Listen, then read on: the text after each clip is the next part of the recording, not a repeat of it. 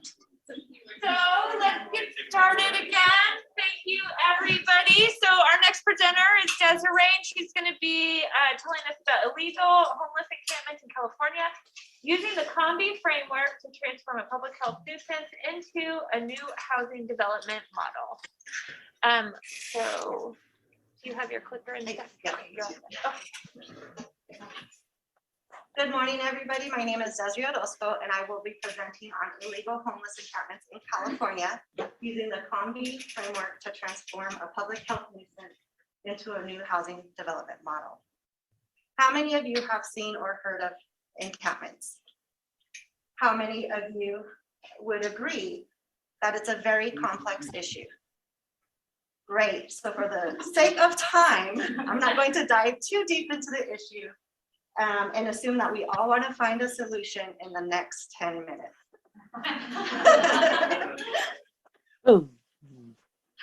So California prides itself on being the leader of progressive, innovative initiatives compared to other states.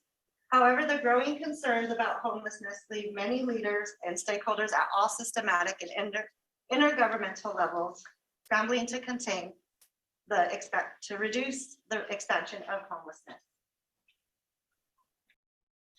In 2016, Governor Brown signed a Senate bill adopting the Housing First approach. In 2019, a Supreme Court ruled officials were unable to remove individuals from public camping or camping on public property.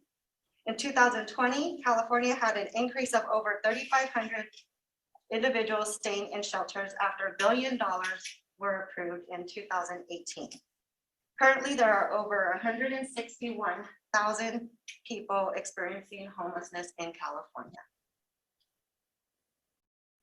So the problem is, piecemeal approaches are regularly undermined by structural barriers giving rise to individuals living in illegal homeless encampments throughout California. My Apex project inspired me to take a deeper look at this issue. A literature review establishes that homelessness is a social determinant of health and falls under the economic stability domain and is the most severe form of housing deprivation. Additionally, people experiencing homelessness have a high prevalence of poor health outcomes. The Housing First model approach suggests innovative interventions should integrate income stability, housing, and health as a multidimensional pathway to recovery.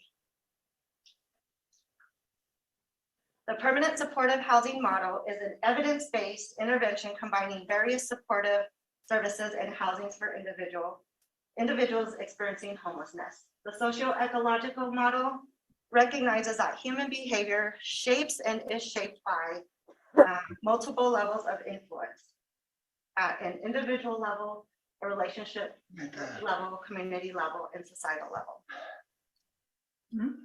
There were several gaps in the literature. For example, there was no specific data on how many individuals were living in encampments, how many encampments exist in California, how many individuals receive social services, or the employment rates among homeless population.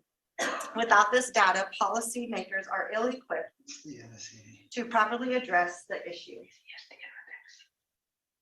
So my recommendations will provide alternative permanent supportive housing options for the homeless population, thus reducing encampments. Likewise, they create a space for researchers to collect necessary data to fill the gaps discovered in the literature, thus equipping policymakers with enough data to make informed decisions on policies affecting the homeless population. So my first recommendation is that California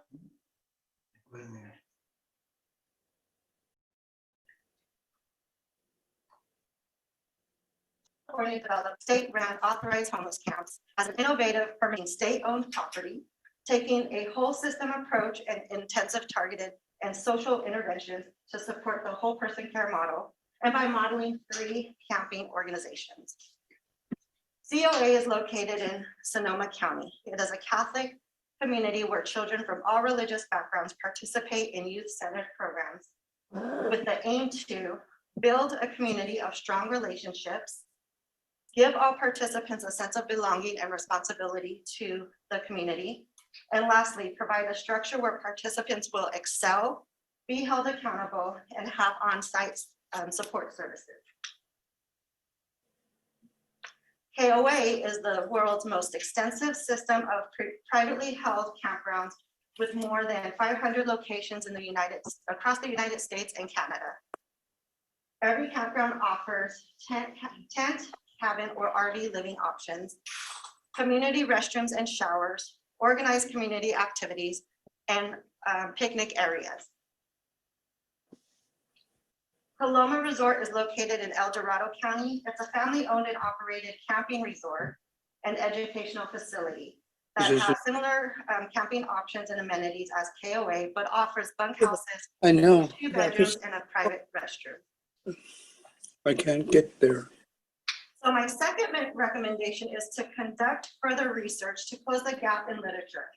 In a controlled environment, absent of Used to be. barriers, public health officials would have more control over addressing root causes of homelessness as they present themselves.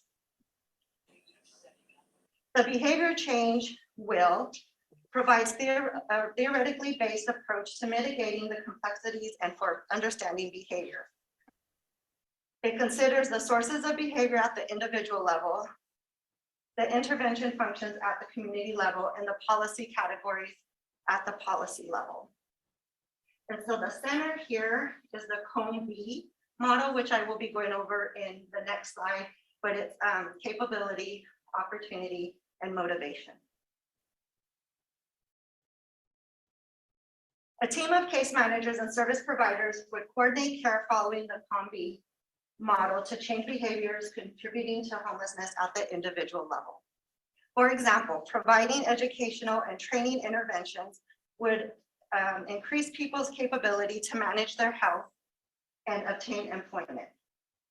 A safe living environment with healthy recreational activities would provide opportunities for recovery and healing. Additionally, providing a sense of belonging and hope could motivate people and increase their chances of successful transition into the next level within the program. So the limitations at the individual level are that mental health issues could cause people to resist moving off the streets. Some may have detachment anxieties about leaving a community that they are familiar and comfortable with. At the interpersonal level, there may not be enough case managers to support the number of clients. And at the community level, coordinating care between healthcare systems and social service systems may be difficult. And at the policy level, it may be difficult to change social norms of what housing looks like because the authorized camps would offer non-traditional, permanent, supportive, and transitional housing options, such as tents, RVs, and log cabins. Authorized camps aim to establish an infrastructure that acts as a safety net, providing immediate housing options for those experiencing homelessness. Moreover, investing in the development of state-run homeless camps provide future revenue opportunities for the state. So there is no better time than now to start reimagining, redefining, and redesigning housing communities for the homeless population. I'd like to take a moment to thank my loving, supportive husband, Mario, and my children, my family. My niece Gisela was able to make it, and all my family that are on Zoom. My Apex team, Carolina's in the back. And I don't know if anybody's on Zoom, but there may be. I think I saw Rita on there. And my ILEX team, and USF faculty and staff, and all of you today for your time. I open you up for questions.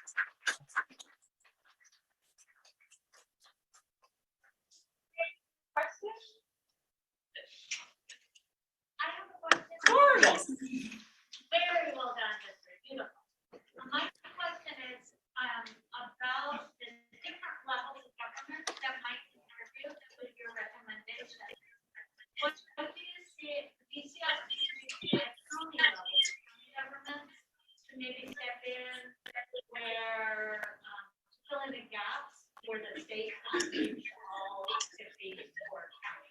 Absolutely. And my ILS actually talks about creating a task force that would actually tackle the problem, and they would partner strongly with certain counties.